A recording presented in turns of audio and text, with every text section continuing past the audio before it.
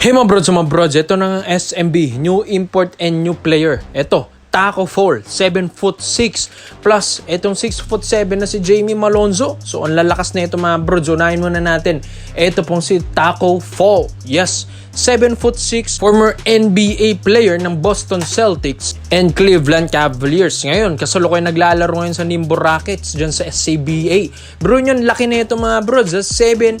Ang dami kasing umungol ng mga reports and rumors na maglalaro ito sa PBA after nga kinuha ng TNT si Bol Bol, yung former NBA player rin na 7'3", kinuha ng TNT yan. Kaya ang SMB hindi rin magpapauli mga kabros, gusto at minamatan nila.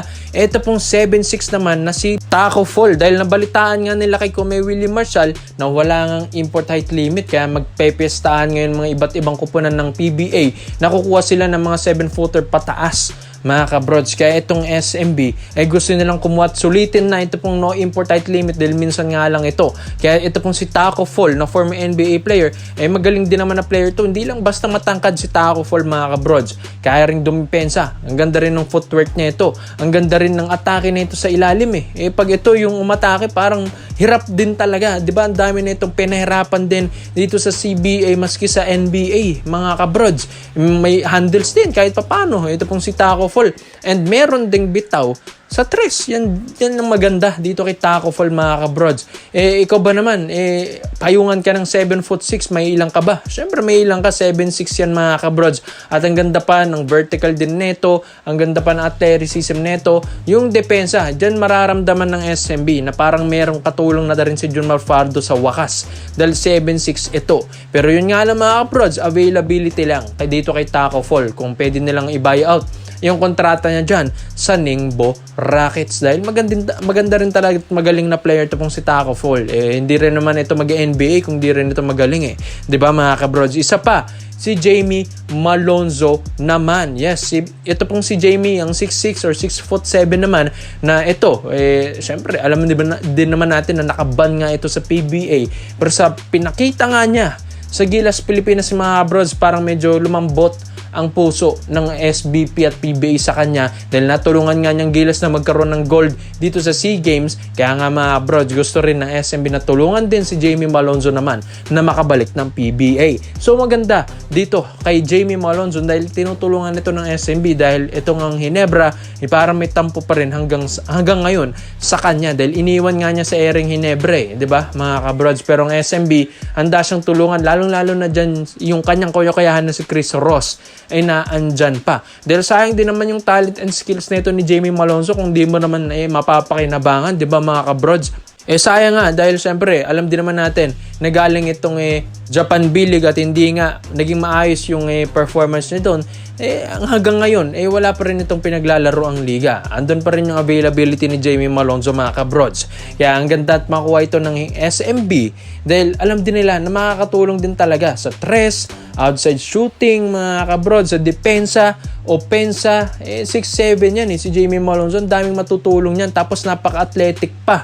Parang import din yan kung maglaro. Ang daming ang pinaiyak na ito. Maski yung Thailand, di ba? Sa SEA Games, di ba mga kabrods? Kumbaga parang import na rin ang laruan yan ni Jamie Malonzo. Kaya maganda makuha ito ng SMB dahil ang laki na magiging lineup nila kung sakali. Dahil syempre, ikaw ba naman, kunin mo yung 7'6" na Taco Fall, tapos bibigyan mo pa ng isang power forward or shooting guard or small forward na katulad ni Jamie Malonzo.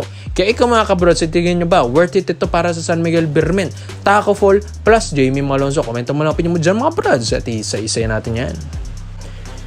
Dito naman po tayo sa kabalang balita naman natin mga kabrods. Kilala nyo ba ito pong si Tucker Molina, yung 6'6" ng Papua University and dating player rin dyan sa Arizona, dyan sa Amerika mga kabrods. Ito po kasing Phil-Am na ito ay namamatang ngayon ng Barangay Nebra dahil ang ganda nga ng laruan nito mga kabrods. Grabe, ito po kasi may experience nito sa ibang bansa, kaya pagdating nito pagtungtong sa Pinas mga kabrods, yung skills nito ay parang pang ibang bansa rin talaga. 6'7" na hindi pang big man ng laruan, kundi parang small forward ang laruan nito mga brods.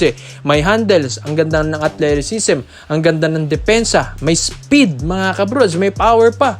Ito pong si Tucker Molina ngayon pumirma dyan sa Abra Waivers sa Solid North mga kabrods na Former champion ng MPBL yan. Syempre kukunin yan. Dahil syempre ito pong si Tucker Molina, magaling din naman na player. Ito mga kabrods, once kasi na mag-MPBL ka at pro league ka dito sa Pinas mga kabrods, ay considered as magiging free agent ka na yan. Pwede ka nang kunin rektahan dito sa PBA kahit di ka na dumaan ng draft. Yan ang maganda. Dahil itong Ginebra, balak nilang kunin at balak nilang ibayad ang kontrata nito sa Abra Solid North Weavers mga kabrods. Dahil ito, ang ganda nga kasi ng laruan nito. Dito sa Abra, mas pinalakas pa nila lalo yung lineup nila kaya kinuha nila si Tucker Molina from Mapua University. Ang ganda rin ng laruan kasi nito mga kabrods. May outside shooting, may perimeter, may floater. Maganda rin ang speed nito. Sa height ng 6'7", parang 'di ba dapat bagal-bagal na yan sa mga local bigs dito sa PBA pero sa kanya hindi Parang point guard ang laruan nito. Tapos ang ganda pa dumakdak.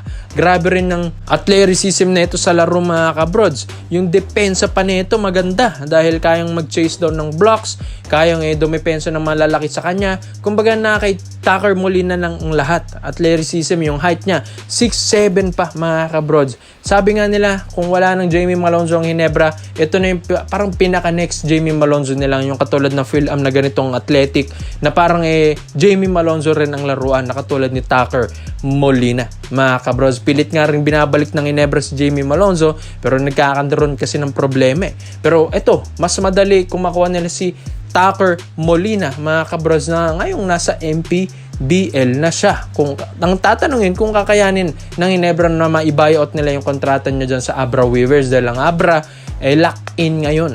Talagang gusto mag-champion ulit niyan baka hindi nila ibigay or kung may under the table, ibibigay talaga nila yan.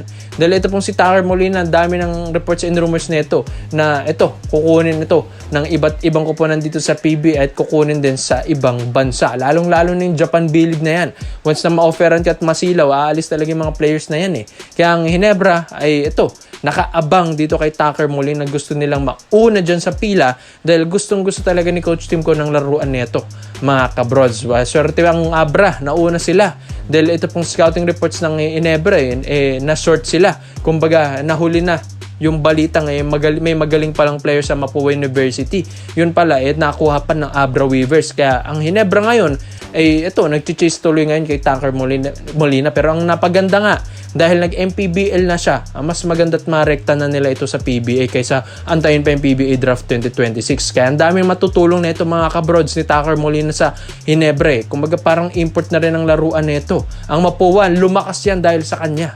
Kaya ikaw mga kabrods, sa tingin nyo ba, dapat bang kunin ng Barangay Ginebra itong 6'7" na small forward na si Tucker Molina? Kumbaga full package na sa kanya ng lahat mga kabrods. Kaya komento mo lang.